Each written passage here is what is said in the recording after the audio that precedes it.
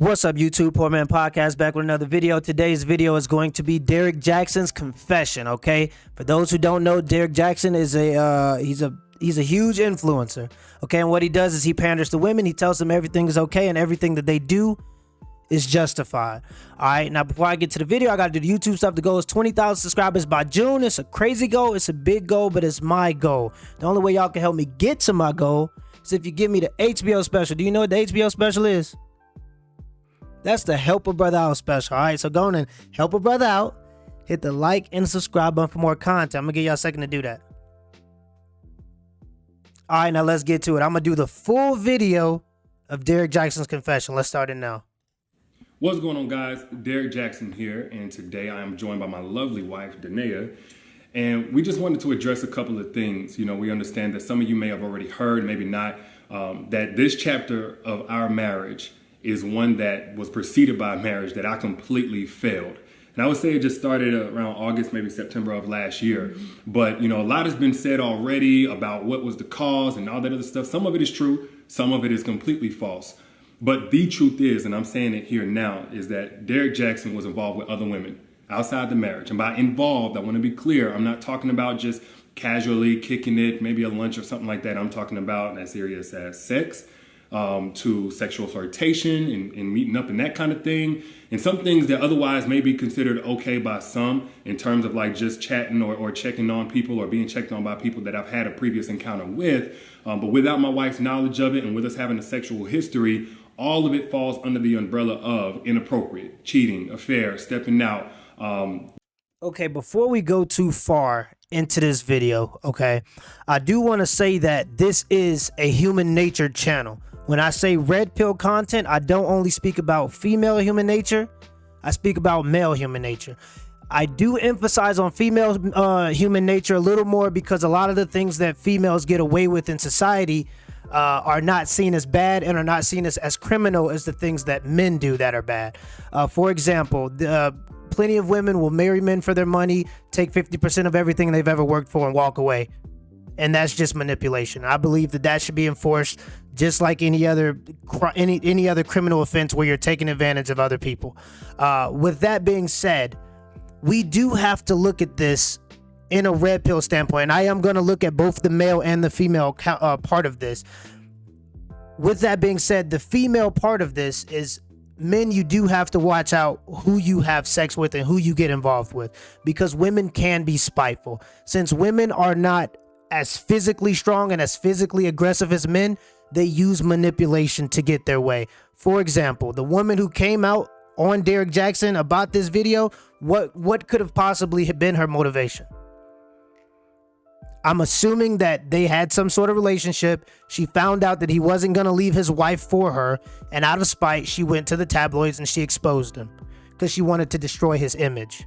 So instead of her physically abusing him, which would have been the route maybe a man would have taken because we're more physically aggressive, she manipulated a situation so that she would be the victim. Always remember that she knew that he was married the whole time. He's a public figure and he talks about being married often, so she knew that he was married. Let's keep that. Let's always, keep that in mind. So when you do look at female nature, always be aware of that. When you have sex and you give women power in terms of having sex with them, whatever they want to do with that power is up to them, and that was his fault for giving her that power. With that being said, he's also, and looking at the male part of this, it seems as he's doing like a I did not have sexual relations with that woman kind of thing. You know what I mean? Like, who is that? President Clinton, right? When he went with the Monica Lewinsky thing. It's common practice that when you want to get away from something, you speak about it in third person. So now he's saying, oh, Derrick Jaxn messed up, as if he's talking about a different person. He needs to be saying and referring to himself as I. Okay, that's how you assume and take responsibility. And if you look at his wife, at this point, she doesn't even look like she cares. She looks a little numb. She looks a little empty. And this is what happens when you step out of your marriage, regardless. Let's continue the video. Definitely not in alignment with the vows that I took and definitely not in alignment with the biblical standard of what it means to be faithful, which is the standard that I'm going by now. Now, I'm saying this publicly, not because I'm, married to you guys. First and foremost, I'm accountable to God. Then I have to be accountable to my wife, in which we've already had this conversation. I've already told her literally everything. I've given her basically a roll call list. If I've said hello to a woman in the last 12 years of me knowing her, she knows about it. But now that it's been made so public, it's important that I first off let you guys know I do not stand by those actions. I don't want to encourage anybody to do that. And then secondly, I know that I cannot build a platform preaching certain things, preaching against certain things, and then in my real life live contrary to that for any amount of time or any length of time.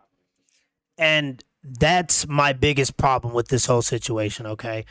Me being a red pill person, me being a person of human nature, I understand that people are going to make mistakes. All right, men are going to mess up, women are going to mess up. It's just the way of life. There are some people that are just bad people, male and female, okay? But to be the guy, and this is where I lose the respect for a person like Derrick Jaxn, to be the guy to point the finger and say, those are the bad guys. Okay, we all know of guys who do this and they're usually not respected. These are guys that usually end up in the friend zone anyway. Okay, it's because they don't have the spine to compete. They don't want to compete for women. So what they do is they say, oh, look at those bad guys. All right, oh, your boyfriend, he's just going to cheat on you, this and this and that, not knowing that she's going to go back to that man anyway. Okay, so he's being that guy, the panderer, telling a woman what she wants to hear. He's being the smooth talker. Okay, it's easy to be that guy. People don't understand that I am genuinely ruining some of my relationships with the content that I'm saying. Okay, a lot of my family is female dominated, and a lot of my family don't want to hear a lot of the information that I'm putting out.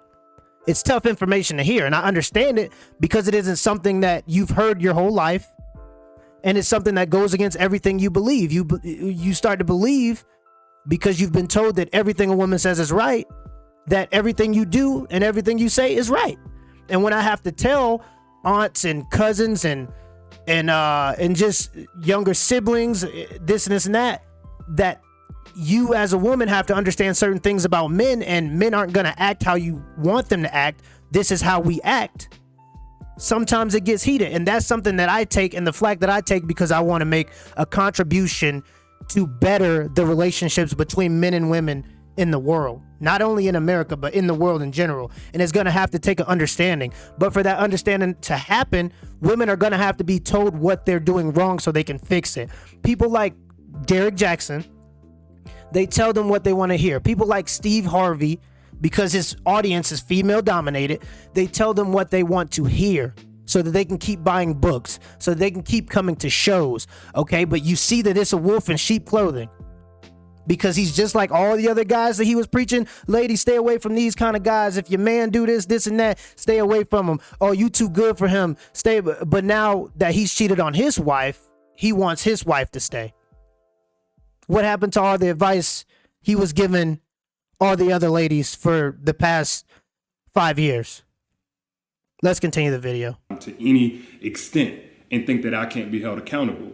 The same way that I preach, men and women in this situation need to face consequences of their actions, deserve to be held accountable. Guess what? Derrick Jaxn's no exemption. He's not exempt from that. I'm also not a victim. Still speaking in third person. Nobody made me do this. She didn't make me or push me to do it. The next person didn't make me. No friend influenced me. It don't matter how I was raised and what trauma, whatever. Look, I made decisions. I made a series of decisions that I got to account for. There's no excuse or justification. I've already made that bed and have had to lie in it. And now we're finally getting on to the other side personally in our own healing, in our own marital oneness. And now this is being made public to you guys. So we're bringing that forth to you guys to let you know where we're at with that. But did you want to say anything?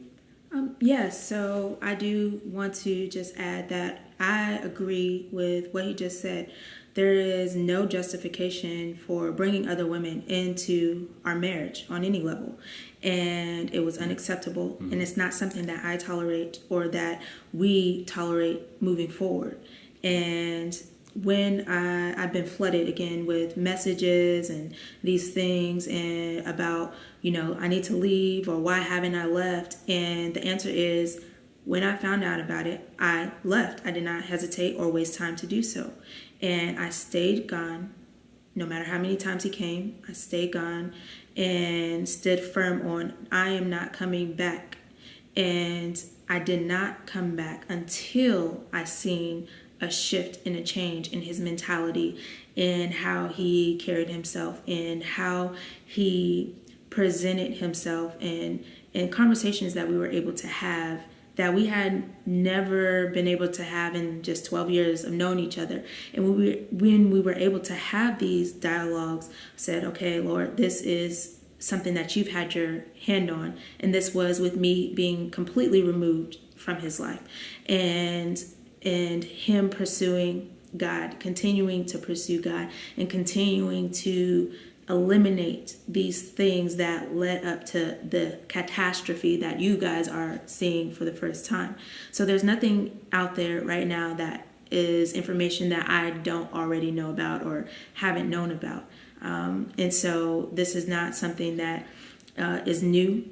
We have moved forward from it. We have gotten counsel for it and continue to do so. He is still continuing to pursue God and continuing to seek guidance and wise counsel from men of God. And that is what I needed for the continuation of me being present in this marriage and to stand by his side. Okay, I'm trying to figure out the best way to say this, because this is another human nature aspect that it's a little tough to dabble on because a lot of people don't understand it. But men are sexual opportunists, okay? Most men don't have opportunities often to have sex. We are designed to spread our seed. So that's what we're designed to do. But a lot of times we just don't have the opportunity. So if you look at a guy like Kevin Hart, okay, he's 5'1". He goes on media, he goes on interviews, doing podcasts, whatever, saying that my wife is my rib, all right? Remember, Kevin Hart is a 5'1" dark-skinned guy, okay? And that's the easy sentiment to keep when you don't have sexual opportunity. The moment Kevin Hart got money and had sexual opportunity, he had more opportunities to spread his seed. He took advantage of it and he cheated on his wife, and now he's with another woman, married to that woman. Okay. With that being said, the advice to just leave your man if he is successful, it's a slippery one. Okay. And it just depends on what you want out of a relationship. Just remember that if you're with the man, because everybody quote unquote wants these super alpha successful men. Okay, just remember that if your man gets to the point where he's a super alpha successful man and he has more sexual opportunities, he's more than likely going to take them. So just remember that when you think that Sweetie, or wasn't it Sweet, the little girl, the girl that's with Quavo, all right, when you see her carrying around her Birkin bag and it looks all good and nice, just remember what she's had to sacrifice to get that bag. I've hung out with plenty, for people that don't know, I play rugby for the U.S. national team. I've hung out with plenty of professional athletes, and the ones that are rich and the ones that are well off generally have a social contract with their significant other. And that contract is, I provide for you and the kids. You don't have to worry about anything in your life, but I will accept other sexual opportunities. Now, I won't present it in your face. I'm not going to bring children home. And in this case, he messed up because he allowed that news to get out. And if he was going to take that route, he should have maybe conversed with his significant other, with his wife, before all that happened. And I know this is a slippery slope. It's something that people don't want to hear, but it's just the truth. Over here, we talk about human nature. If you want to go listen to everything is okay, there's rainbows and clouds and kids are outside playing, you go to Derrick Jaxn's channel where he's going to tell you that everything's okay. Okay, but over here, we got to keep things truthful and honest because it's about managing expectations. For those who don't know, I am for marriage, okay? I am married, okay? So I understand certain things, and I even understand why some men don't want to get married. I completely understand when you look at divorce laws being completely one-sided for women, when you look at paternity court being completely one-sided for women. I understand why a man wouldn't want to get married at this time specifically. Okay, but I do believe to build strong children, to build the future, which is to have well-balanced children, You need to have a strong family structure, and the statistics is going to support me behind that, because children with both parents in the house, statistically speaking, are more successful, less likely to go to prison, less likely to abuse drugs, and so on and so forth. So in this particular example, it's a difficult one, okay? Because it depends on what life you want to live. If you do want to live that life where you have someone catering to you, understand you're going to be sacrificing the love a little bit. You're not going to have a man that's able to be in your face all day, and you're not going to have a man that's going to be committed to you, because no time in history ever have dominant alpha males been in monogamous relationships. Look at any great conqueror ever. Look at any great explorer, or any good, you know what I'm saying, any good chief, general, anything, at any level where there's dominant alpha males, you hardly ever see true monogamy. So just keep that in mind, ladies. If you talking about some, I want a rich guy that can do all this and do this and that, and you skipping out on the guy that's making $60K a year, that's willing to give you everything he got and help you, you know what I mean, with the family, because you want the rich guy, just know what you're passing up. Let's continue the video. So today, where I'm at is at peace, and I proudly stand by his side, and I have no hesitation, I have no hurt, no shame about that. And it's only because of the grace of God and the mercy of God. And we have already turned a new chapter in this story. We are continuing to move forward, and we are just now sharing that with you all. And I forgave him, and most importantly, God has first forgiven him, and I also forgive the others as well. And with that, we are free and moving forward. So absolutely, that's all I have. Yeah. And I get it. Some of y'all, like, this may come as a huge shock, probably a huge disappointment. I let a lot of you down. If you've had a perspective shift on who Derrick is, hopefully it's away from anything remotely close to perfection. And it's simply that, I am a human, and that does not justify anything that I did. But I don't want anybody out there to be putting me on a pedestal. If you did, then I hate that you did that. Maybe I gave you cause for that, and I apologize if I did. For those who are saying, Derrick, I don't want to ever listen to you again, it's totally understandable. I appreciate you while I had your support and helping me get the message out about healing and healthy relationships to so many people who needed it, myself included. And for those who are going to continue to support, man, I appreciate you like never before, because I know it's not going to be easy going forward, at least for a little while so many things are still fresh and attached to my name. But for everybody out there, if you get nothing else from what I've ever said over the last 9 years or right here in this video, please get this. Nothing is right until it is right with God. Mm-hmm. Nothing works until it comes into alignment with biblical standard of how God told us to do things, especially when we're talking about a marital, spiritual covenant. Yes. You cannot do this by your own understanding, your own intelligence, your own willpower, your own values. You have to have the grace of God to break free from certain things, to stay away from certain things, to not operate from your lowest self, whatever it may be. And it's because it's really only by God's grace that we're even able to be here on this video, holding hands. Well, like a year ago, 7-8 months ago, even, I couldn't see this happening. I thought it was over, and I already had begun establishing my relationship with God. But that's the fruit of bringing things in alignment with God. And the mess that's been made, the mess that's now being made public from last year and years past, that's a result of getting out of alignment with doing things God's way. So that's where I stand. That's where we stand. And again, we appreciate you guys, and we'll see you soon. Okay, that's the end of the video. All right. Now, final thoughts on the video. Okay.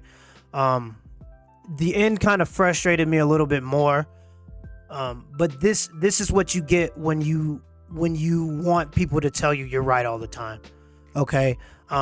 People don't like when people tell them they're wrong. The problem, and on a whole nother note, I'm sorry, but the problem with the end of this video in particular is their references to God and some kind of higher power. Okay.